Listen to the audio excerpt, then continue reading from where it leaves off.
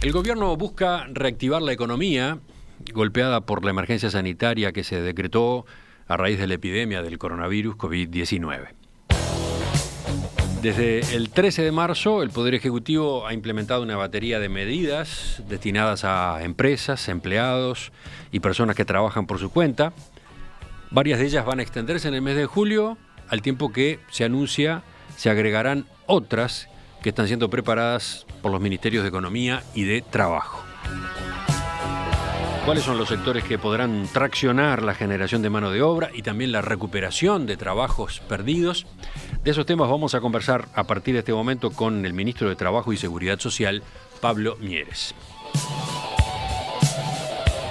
Ministro Mieres, buen día, gracias por acompañarnos. Buen día, ¿qué tal? Un gusto. Gracias, Emiliano, por la invitación. Qué tema, ¿no? Enorme. Vamos a ver cómo hacemos para que entre en los minutos de este reportaje. Primero, una consulta muy general.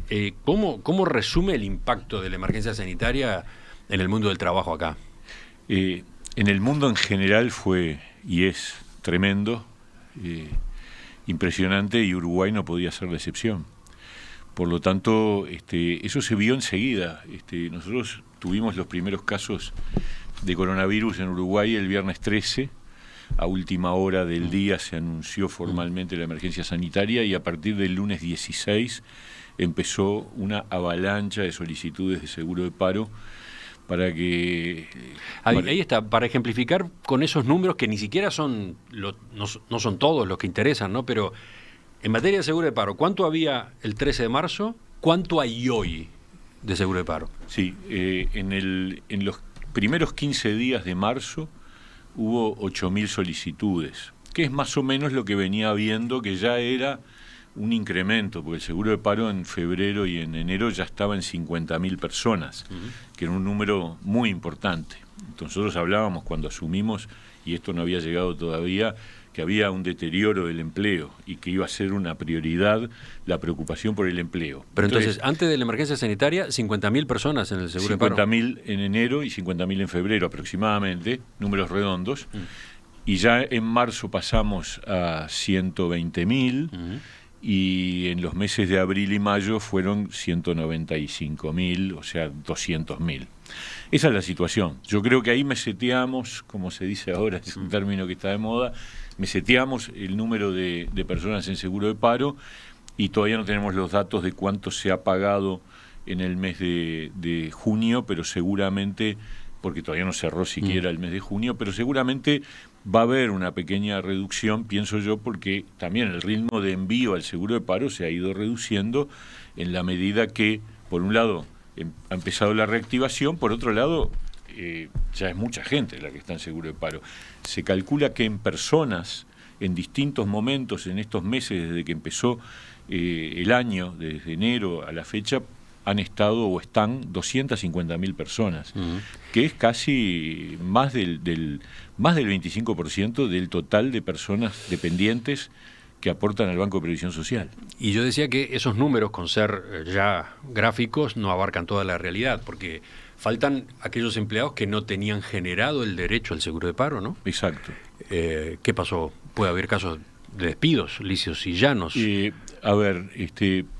Están los que, siendo aportantes al BPS por no tener aportes suficientes en jornales o en meses de aportación, no podían ingresar al seguro de paro. Para eso se estableció el seguro de paro flexible, que por ahora ha tenido poca respuesta. Hay alrededor de 2.000 personas en seguro de paro flexible. Y después tenemos 400.000 trabajadores informales y alrededor de 100.000 unipersonales que no tienen derecho al seguro de paro.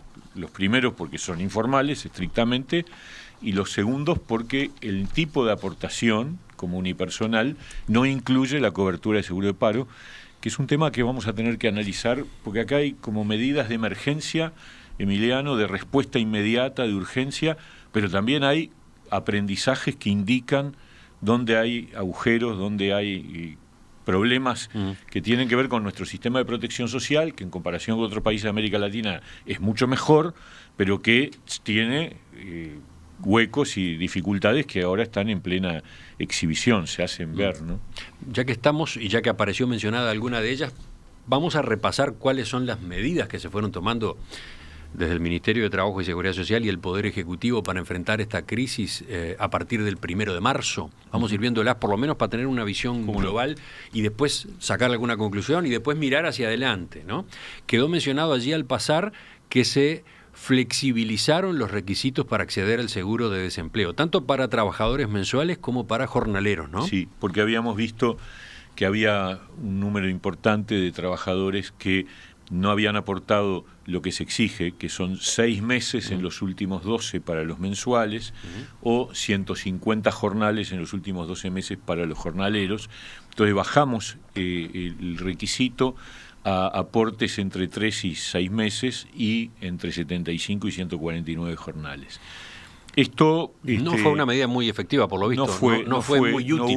No hubo una gran respuesta, probablemente porque esta medida se tomó bastante tardíamente, probablemente porque no fue demasiado difundida, porque tiene corta duración en el tiempo. En fin, la que sí funcionó de una manera muy, muy efectiva fue el seguro de paro parcial. Un subsidio parcial por desempleo, con dos posibilidades, ¿no?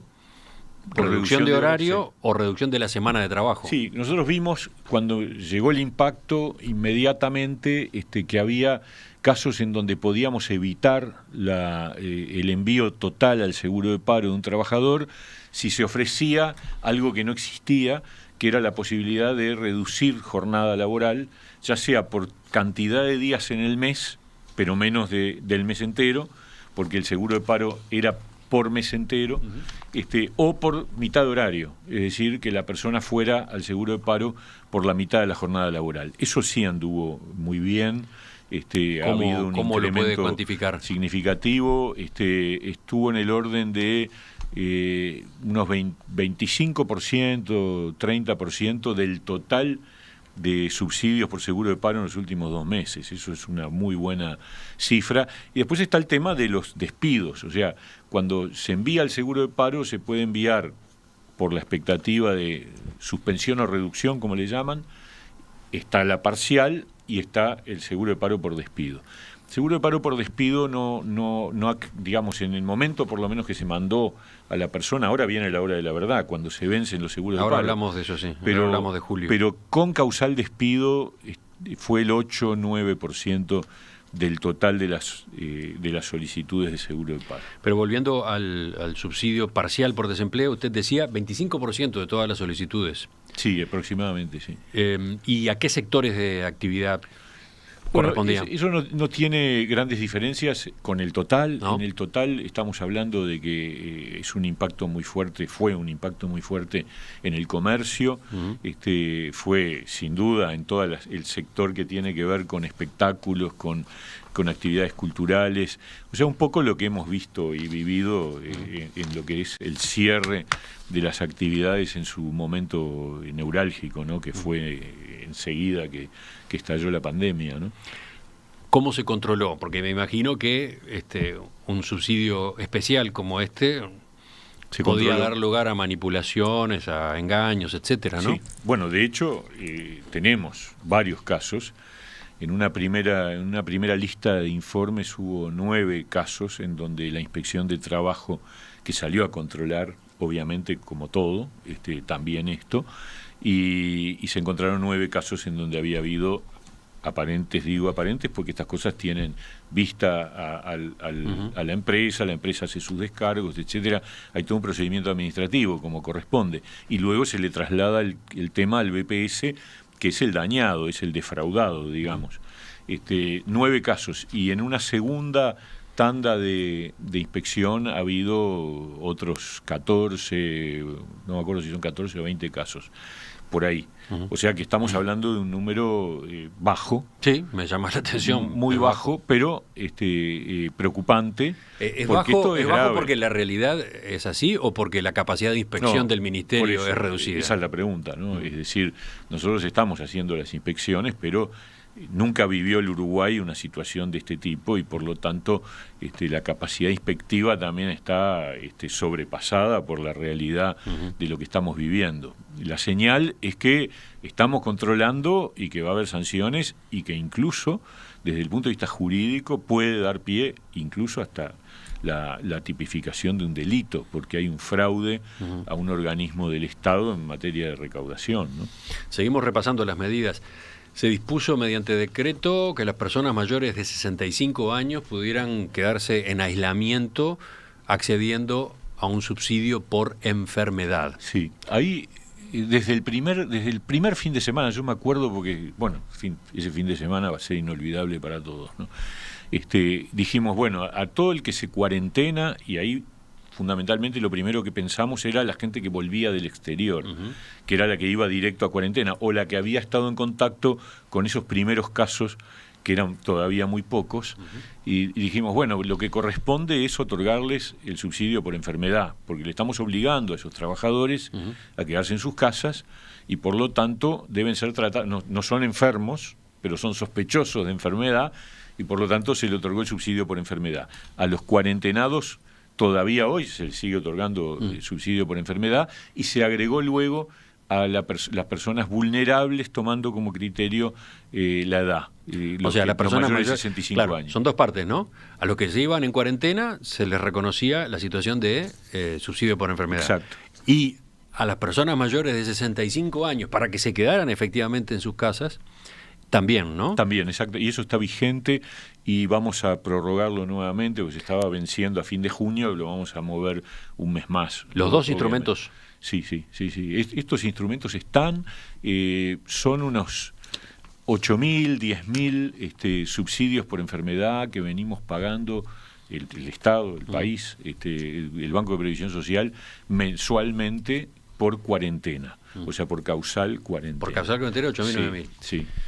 ¿Y estos otros, los de las personas mayores de 65? Igual, no, están incluidos. Ah, está todo incluido. Sí, todo lo que de alguna manera es por aislamiento, y después hay otro mecanismo que se ha usado para el personal de la salud, médico y no médico, que eso se aprobó por ley, que fue la aceptación de que el personal de la salud que se enferma de coronavirus atendiendo personas enfermas va a otra cobertura, que es la cobertura del Banco de Seguros del Estado por enfermedad profesional, que es una cobertura que cubre el 100% del salario.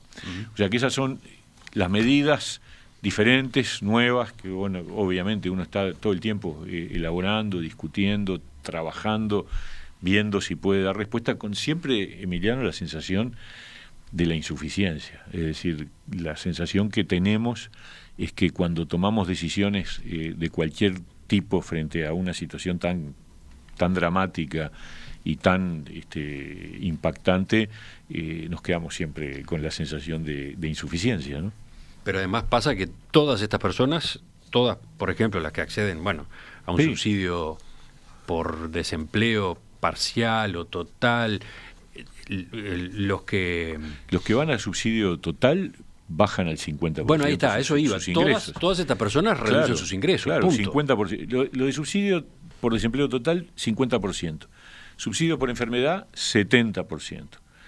Seguro por enfermedad del Banco de Seguros, 100%. Y después tenemos el subsidio parcial, en la medida que el empleador le paga la mitad del sueldo, el Estado le paga un 25% restante, es decir, la mitad de la mitad. Y ahí entonces llegamos a un 75%, trabajando la mitad del tiempo. Son situaciones, en todo caso, de afectación de los ingresos de la gente, y ahora con la expectativa, el horizonte de que estos seguros de paro, que repito, al 15 de marzo eran 8.000 las solicitudes en marzo, en los primeros 15 días, la segunda mitad fueron 80.000, y luego hubo 90.000 en abril, todos esos van venciendo a partir respectivamente de los 4 meses, es decir, del 16 de julio en adelante hasta fin de agosto, mitad de septiembre, es el grueso del vencimiento de los seguros de paro, de manera como fue en cascada, ahora nuevamente es en cascada el final. Sí. ¿De qué manera se va a plantar el gobierno? ¿Qué posibilidades va a abrir en ese sentido? Lo vamos a mirar enseguida. Estábamos repasando, ministro, distintas medidas que se adoptaron, pero sobre todo vinculadas a personas con trabajo, con empleo, con relación laboral. ¿Qué ocurre, por otro lado, con monotributistas, por ejemplo, empresas unipersonales, ese es todo otro sector, ¿no? Ahí las respuestas que hubo, o que está habiendo, porque todavía están vigentes, fue para el caso de los monotributistas, son unas 10.000 personas, de las unipersonales, las más vulnerables, se otorgó un subsidio, primero por 2 meses y ahora se extendió por 2 meses más, de unos 6.800 pesos por mes, desde abril, mayo, no, se pagó en mayo, se pagó en junio, se va a pagar en julio y en agosto. Esa es una primera medida. Para otras unipersonales, también de la franja, digamos, medio baja y media de ingresos, los préstamos por 12.000 pesos, que tienen una tasa de interés cero, que se devuelven con una, digamos, espera de 3 meses y luego 24 cuotas, o sea, son condiciones muy convenientes, pero también, digamos... Pero son préstamos. Son préstamos. No son subsidios. Son préstamos y ahí que hay que devolver. Y ahí estás en el límite de cuánto necesita una unipersonal que ya tiene otra envergadura, que no es un monotributista, para poder seguir funcionando, y de repente 12.000 pesos es una cifra escasa. Pero ahí tenemos el problema de que los recursos, para que la gente se haga una idea, el Estado puso en subsidios por seguro de paro en estos meses que han pasado 100 millones de dólares extra de lo que venía poniendo ya con 50.000 personas en seguro de paro en los meses anteriores. Entonces ahí hay 100 millones de dólares, ¿no es cierto? Y podríamos seguir sumando. Después está el tema de la duplicación de las asignaciones familiares MIDES, está la duplicación de los casos de tarjeta Uruguay Social, que también se extendió por 4 meses, empezó siendo por 2, ahora es por 4, las canastas de alimentos para todos los demás que no están en ninguno de esos otros subconjuntos. Entonces, estas respuestas son las que razonable y responsablemente podemos dar, además de toda la cuestión del crédito, que yo creo que es clave, porque poner apoyo al crédito es generar el dínamo de la demanda de empleo. Ahí está hablando del crédito más en general. Más en general, no sí. solo del crédito para unipersonales que mencionaba recién, sino las líneas de crédito para micro y pequeñas empresas que se habilitaron para micro y pequeñas empresas, etcétera, ¿no? Y ahora se está trabajando en créditos para empresas de mayor porte, con la expectativa de que eso traccione efectivamente el mercado de trabajo lo más rápidamente posible. Enseguida retomamos la entrevista. Me gustaría que viéramos este subsidio para personal de la cultura, que se dio a conocer el viernes y que obviamente es mejor que nada, pero ha recibido una serie de objeciones que más temprano escuchábamos con la presidenta de SUA. Y me gustaría sobre todo que después avanzáramos con lo que están planificando para de ahora en adelante, de julio en adelante. Perfecto. Bueno. El gobierno busca reactivar la economía, busca moverla luego del golpe que implicó la emergencia sanitaria decretada a raíz de la epidemia del coronavirus COVID-19. ¿Cómo se ha actuado hasta ahora? ¿Qué otros instrumentos se prevén en el caso del Ministerio de Trabajo y Seguridad Social? Estamos conversando esta mañana con Pablo Mieres, ex senador de la República, líder del Partido Independiente, doctor en Derecho y Ciencias Sociales y aparte sociólogo, ¿no? Las dos profesiones. Presenta Datalogic. Valor para su empresa. Rentabilidad para su negocio. Datalogic.com.uy. Ministro, estábamos repasando situaciones y medidas. Preguntan varios oyentes a propósito del caso de las empleadas domésticas. ¿Por qué no se pagó subsidio por desempleo a empleadas domésticas jornaleras? Es una situación que quedó latente allí, ¿no? Bueno, a ver, depende del caso. El sector es un sector muy heterogéneo. La empleada doméstica que tenía un solo empleo y que era trabajadora mensual, si el empleador entendía que debía pasarla a seguro de paro, podía pasarla a seguro de paro. Eso cumplía con las condiciones. Lo mismo en el caso de una empleada doméstica que tuviera varios trabajos y que todos ellos decidieran pasarlo al seguro de paro también cubría. Una empleada doméstica que cobra por jornal depende de cuántos jornales haya, digamos, acreditado o aportado en el último año. Si hubieran sido 150 o más, también iba al seguro de paro. Si eran menos de 150 y más de 75, entraba en la categoría del seguro de paro flexible que nosotros elaboramos. Lo mismo con menos aportes de 6 meses. Esas son las situaciones. O sea, el régimen fue ese. O sea, a la empleada doméstica se le aplicó el régimen general, y cuando apareció el flexible, yo pienso que puede haber entrado en varios casos casos de que podían ampararse flexible. Hay toda otra área de actividad muy golpeada, que es lo que podríamos llamar en términos generales la cultura, las artes, ¿no? En esa materia, el viernes pasado se hizo un anuncio que se va a otorgar por 2 meses un subsidio de 6.800 pesos a trabajadores del sector artístico que no dispongan de ingresos por seguro de paro, honorarios o contratos. Según dijo usted mismo en la conferencia de prensa, la medida abarca actores, músicos, sonidistas y toda persona relacionada a los espectáculos que esté en situación de menores ingresos. Cuéntenos a propósito de esta decisión, que se demoró bastante, ¿no? Parecería que en este rubro donde la actividad se volvió cero de un día para el otro, porque fue como otros, fue como las agencias de viaje, ¿no? De golpe, cero, ¿no? Turismo, cero. Bueno, este tuvo cero trabajo, cero facturación, cero ingresos a partir del 13 de marzo. ¿Por qué recién ahora se sale con esta medida? Bueno, a ver, tomamos las medidas anteriores vinculadas al seguro de paro, que el seguro de paro parcial, el seguro de paro flexible.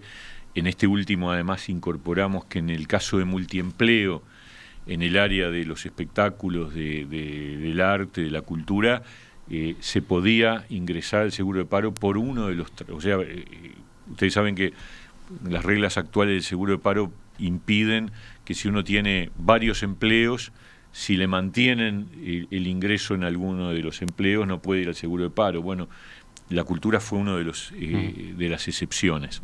Pero sí, probablemente... Pero igual no se abarcaba a todos quienes trabajan allí, ¿no? Y hay 1000 casos, Emiliano, que uno siente que no hemos logrado dar la respuesta que podríamos. En el caso de la cultura, nosotros recibimos permanentemente casos tremendos, que son muy variados además. Por ejemplo, el transporte escolar. Las empresas de transporte escolar se quedaron sin ningún tipo de empleo. Ese fue otro ejemplo. Las cantinas universitarias, las cantinas de los centros educativos, y podríamos seguir sumando. Y las respuestas, muchas veces uno dice no damos abasto con las necesidades. Con la gente de la cultura, de la música, de la actuación, hemos tenido varias conversaciones, no solo nosotros, también el Ministerio de Educación y Cultura, y en determinado momento hubo un planteo muy concreto de parte, por un lado, de SUDEI y por otro lado de la Unión de Músicos Independientes, diciendo, pero acá hay gente que está sin nada, o sea, que están en una situación de cero ingreso, porque mucha gente del mundo de los espectáculos, del arte, etcétera, tiene otros ingresos, claro, que está igual muy jorobado, porque se le cayó una parte de su actividad profesional, pero tiene ingresos porque son profesores de música o porque son por muchos otros trabajos, en muchos casos docentes, pero no solo docentes, y por ahí siguen teniendo algún tipo de ingresos. Pero había un grupo particularmente desvalido, que a nosotros nos dijeron, tanto SUDEI como la Unión de Músicos Independientes nos cuantificaron cuánta gente era aproximadamente, y obviamente cuando uno toma una medida tiene que tener una idea de cuánta gente es, porque hay que cuantificarla para saber con qué recursos se debe responder. Y por eso decidimos esto. Usted manejó un número, 1.500 personas. Es más o menos lo que nos dijeron. Pero hoy más temprano, cuando entrevistábamos a Alicia Dogliotti, presidenta de la Sociedad Uruguaya de Actores, ella decía, llama la atención ese número, parece bajo, dice, porque nosotros en nuestro gremio, desde el viernes, ya hemos recibido 700 inscripciones. y en un par de días nada más, ¿no? Sí. Hay que ver eso, si todos ellos son gente que no tiene ningún tipo de ingresos, si no tiene contratos, si no tiene honorarios, si no tiene otros trabajos formales por los que generan ingresos. Eso es una condición que lamentablemente uno tiene que tomar, porque la decisión que tomamos fue, bueno, apoyemos a los que están más desvalidos. Algo de eso hizo la Intendencia de Montevideo hace un par de meses atrás, y eran más o menos ese número. Bueno, veremos. Sí, pero en muchos de los casos puede ser que justamente no tengan acceso al subsidio porque tienen tal o cual vinculación laboral, pero tampoco eso implica que estén obteniendo los ingresos que deberían tener. Pero obvio. Y entonces se quedan sin esto otro también. Pero tampoco, a ver, recién hablábamos, los que están en seguro de paro desde marzo cobran la mitad del sueldo desde marzo. Los que están informales, nadie sabe cuánto están cobrando, los informales, los que no aparecen. Los monotributistas, que son 10.000, están cobrando 6.800 pesos por mes de subsidio. O sea, todo está muy complicado y por lo tanto el criterio fue ayudemos a los que realmente están cero, y eso nosotros no lo podemos definir, por lo tanto confiamos en las instituciones. Pero además son las que tienen que decirnos quiénes son. Obviamente siempre va a ser mejor que nada, pero lo cierto es que, como usted mencionó, estas personas están con ingresos cero desde marzo. Sí, y bueno, recién ahora, de ahora en adelante y por 2 meses van a tener este subsidio. Sí. Obviamente uno puede decir, es insuficiente, es tarde, todo eso puede ser muy válido, pero estamos haciendo el esfuerzo, estamos trabajando para tratar de dar respuesta. Ojalá pudiéramos dar más respuesta, pero no es fácil porque los recursos son finitos y la duración del problema es una duración muy incierta, ¿no? Ahora, hemos visto el regreso paulatino a sectores de actividad, ¿no?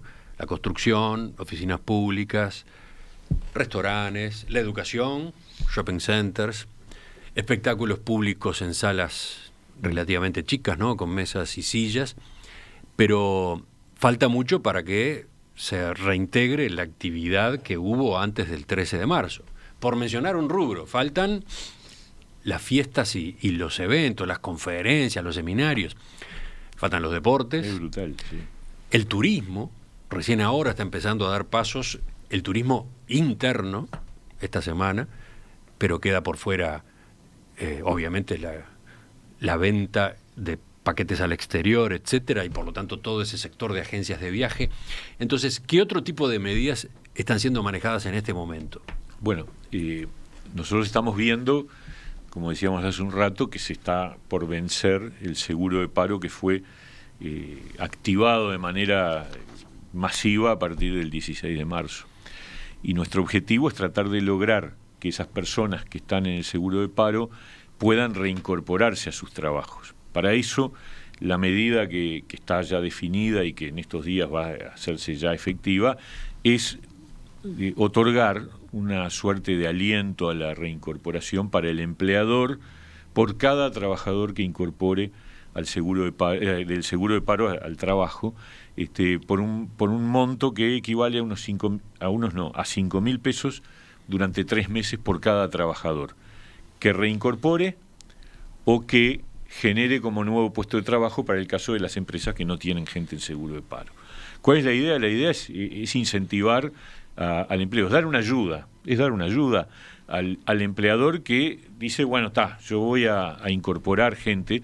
Eso va a funcionar durante 3 meses, ese apoyo, que esperamos nosotros que va acompañando una reactivación más rápida, espero, porque el otro día cuando dijimos, bueno, se abren los shoppings y anunciamos, esto implica que 9.000 trabajadores vuelven a trabajar, también dijimos, antes de la pandemia había 12.000 trabajadores, o sea, vuelven 9.000. Hay 3.000 que quedaron en la bolsa, que yo pienso que en la medida que los shoppings vuelvan a aumentar su horario y se empieza a funcionar las plazas de comidas, entonces vamos a tener esa reincorporación total. O sea, esto es gradual, es lento, es tortuoso. En el medio de eso el empleador perdió ingresos, perdió espalda, analiza muy bien las medidas. Bueno, nosotros damos este apoyo, este beneficio, que es una cosa, es un incentivo. Expliquémoslo, entonces son 5.000 pesos por 3 meses, sí, por cada trabajador que vuelva del seguro de paro, tanto el seguro de paro total como del parcial. El seguro de paro total, ajá, no del parcial, el seguro de paro total. O sea, si la persona estaba en el seguro de paro parcial y vuelve a trabajar, ahí no hay subsidio. El beneficio no está previsto para el seguro de paro parcial. Ajá. Está previsto para el seguro de paro total, para la reincorporación. O para la contratación. O para la contratación de nuevos trabajadores. Tomando como referencia la nómina de fines de mayo. Porque obviamente lo que no se puede, digamos, hay que cuidar de que no haya, digamos, una medida que no ocurriría, pero por las dudas, que se contrate para después se mandar el seguro de paro para recuperar. Nadie lo va a hacer. Pero está bueno también tener un punto de partida, que es 31 de mayo. El segundo escalón que nosotros tenemos es la prórroga del seguro de paro parcial. ¿Qué es lo que busca eso? Que si un empleador dice, bueno, yo no puedo reincorporar un trabajador completo por todo el horario, porque mi actividad todavía no está en pleno, pero lo puedo pasar al parcial, o sea, pasar del seguro de paro total al seguro de paro parcial. Ese es un segundo escalón. Es decir, aquellos que se reincorporan por la mitad del horario. O sea, incrementar la cantidad de personas que están en el seguro de paro parcial, pasar del total al parcial. O sea, la empresa puede hacer eso, no tiene subsidio. No tiene subsidio. Y el tercer, el tercer mecanismo es la prórroga, que nosotros tenemos la posibilidad de hacerla. El Ministerio de Trabajo puede autorizar prórrogas para que... Prórroga más allá de los 4 meses. Claro, o sea que esos 4 meses se puedan prorrogar por 90 días más, por 60 días. Vamos a tomar como criterio, nosotros hemos definido tomar como criterio 90 días más. Ajá. Y después ver. Pero eso en casos fundados. ¿Qué quiere decir casos fundados? Fundados quiere decir que exista una afectación de la actividad, lo cual ya está claro que existe, o sea que no hay que probarlo de ninguna manera, pero sí hay que manifestar la intención del empleador de que va a haber una reincorporación, que hay una imposibilidad por ahora, por la baja actividad, pero que su voluntad, su intención, después el tiempo dirá, pero la idea es entonces, Emiliano, es evitar los despidos. Es decir, acá hay un degradé, una escalera, en donde primero hay un incentivo para la reincorporación total, luego hay una opción que es la reincorporación parcial, y finalmente está la prórroga. Por ejemplo, yo sé que en el mundo turístico van a prórroga directo, es decir, acá no se ha reactivado nada, es decir, estamos hablando de agencia de viajes, prórroga, y así muchos otros casos que tienen situaciones donde la reactivación no les permite reincorporar trabajadores.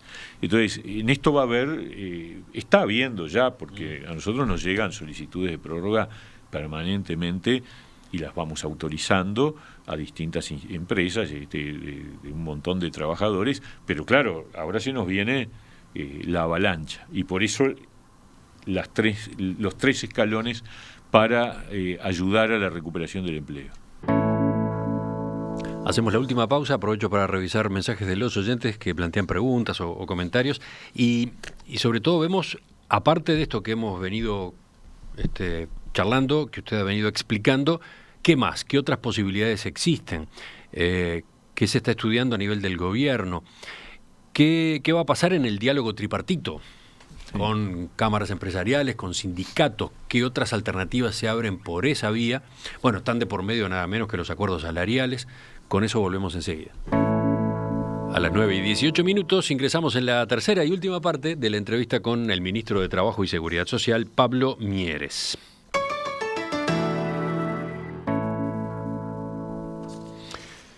Ministro, ¿cómo sigue esto? ¿Qué más? Aparte de lo que ya se implementó, aparte de esto que usted anunciaba, incentivos para que estos seguros de paro que vencen a partir de mediados de julio no terminen en despidos, bueno, y para que se contrate gente si es posible. ¿Qué más? Por ejemplo, está por instalarse un diálogo social tripartito por el empleo. ¿no? PIT-CNT, cámaras empresariales, Poder Ejecutivo.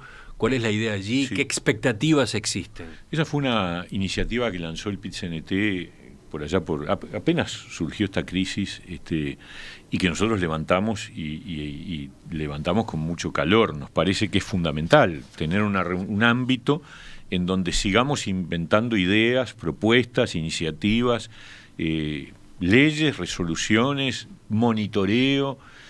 Me parece que ese es un desafío muy, muy, muy grande, y es que es muy bueno que hagamos eso.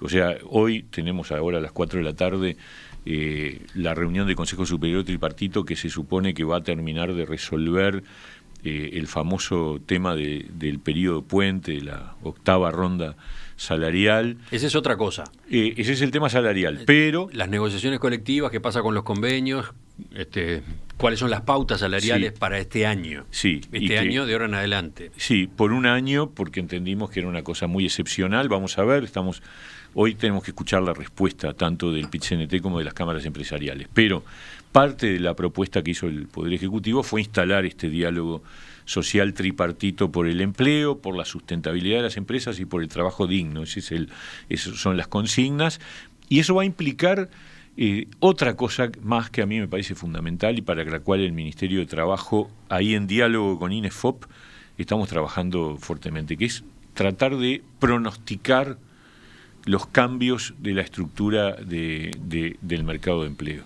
Porque cada vez que hay una crisis de este tipo, no es que uno puso el mercado de trabajo en el freezer el 16 de marzo y cuando se reactive lo saca del freezer tal cual estaba. No. En el medio pasan cosas. Acá hay 3 procesos corriendo de manera paralela, ¿no? Los problemas que ya había en materia de empleo antes de la emergencia sanitaria, toda la revolución tecnológica que viene corriendo y que quizás ahora se aceleró, sí, en algunos rubros, en algunas empresas, el impacto de ese factor se aceleró, y después va a estar el efecto mismo de toda esta crisis, ¿no? Totalmente. El efecto del parate. Exacto. Y esos parates, porque ha habido otros parates en la historia más o menos reciente del mundo, que nunca fueron planetarios a este nivel ni con este grado de shock, pero que hubo, siempre terminaron con una modificación significativa del mercado de trabajo. Y entonces lo que hay que hacer es tener la capacidad de pronóstico sobre qué tipo de puestos de trabajo van a ser demandados en los próximos meses, en el próximo año, para preparar y capacitar al trabajador que quedó de a pie, que no se reincorpora, y que podamos prepararlo para roles que realmente sean demandados. Porque de nada sirve capacitar al voleo, capacitar para que yo creo que una de las cosas que ha pasado en los últimos años, ¿no es cierto? El INEFOP capacitó miles de ofertas de capacitación para muchísimos trabajadores, pero no tenemos ni un dato sobre el impacto real que eso ha tenido en cuanto a conseguir empleo. Y yo creo que eso tiene que cambiar. Ya teníamos esa idea antes, pero ahora con más razón. Entonces, el tema es adelantarnos y de alguna forma investigar, generar información y decir, bueno, acá hay que capacitar trabajadores para estas cosas y no para estas otras. Y eso es parte de la tarea que tenemos ya, ahora, en estos meses. ¿Ese es el único objetivo de ese ámbito? No, también acordar medidas nuevas, que por supuesto estamos abiertos a que surjan planteos, ideas. Por ejemplo, nosotros estamos elaborando un proyecto, mejor dicho, tomando como base un proyecto de ley que presentó la senadora Carmen Sanguinetti de regulación del teletrabajo. Hemos incorporado modificaciones, etcétera, y el gobierno pretende que efectivamente se regule el teletrabajo, porque es una de las modalidades que ya venía avanzando, era obvio, pero que se aceleró de una manera radical. Entonces ahí hay que incorporar la mirada desde el Estado, es decir, bueno, cómo se regulan los derechos y las obligaciones del empleador y del trabajador en la modalidad del teletrabajo, que tiene desafíos muy importantes, ¿no? Sí, sí. la regulación acá viene bien atrasada, ¿no? No existe. Corriendo de atrás. Totalmente. O sea, tratando de adaptar las reglas generales del derecho de trabajo a una realidad distinta que requiere de ciertas reglas específicas. Pero a ver, más asuntos pendientes que deja la emergencia sanitaria. Algo quedaba dicho ya al pasar hace unos minutos, yo que sé, todo lo que es el mundo de lo cultural, ¿no? Sin duda. Allí ahí nosotros lo que obviamente es evidente es que todo aquel esfuerzo que hubo con la aprobación de la ley del artista, etcétera, que buscaba ayudar a la formalización y al acompañamiento del mundo cultural, yo creo que ha mostrado debilidades muy grandes. Y por lo tanto uno de los compromisos que hemos tenido en las conversaciones que hemos mantenido con los colectivos de los distintos sectores del mundo cultural es generar un espacio ya no de la emergencia, sino mirando hacia adelante, porque es necesario corregir la normativa vigente y buscar la manera de generar cobertura social. Ahí a mí me generó mucho impacto un ejemplo que dio un músico que estaba en una de estas reuniones que hemos tenido. Me dijo, un día yo estaba tocando en un boliche y vinieron los inspectores, no sé si era el BPS o el trabajo o lo que fuere, y inspeccionaron todo menos a mí. Y yo me sentí totalmente excluido, porque en realidad hay un problema de falta de regulaciones. O sea, él se quejaba porque de alguna manera era extremadamente informal, y era un trabajo que estaba haciendo, probablemente un trabajo muy relevante, porque era el músico de ese boliche tocando. Bueno, esa es una señal clara de la invisibilidad de ciertos trabajos que tenemos que convertirlos en visibles y encubiertos, con cobertura formal. Después están los sectores que no tienen acceso al seguro por desempleo. Además, yo creo que, por ejemplo, todo el mundo de las unipersonales, que son casi 100.000, que ahí hay de todo, ¿no?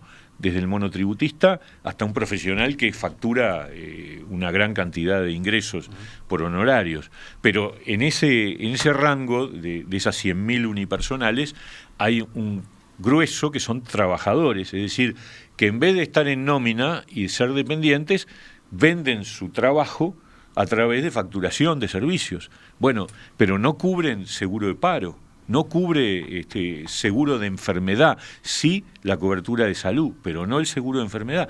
Entonces, todas esas cosas las tenemos que discutir, porque hay que buscarle la vuelta, porque de alguna manera este drama ha puesto en evidencia nuestros límites en nuestra matriz de cobertura de protección social, y que tiene que mejorar.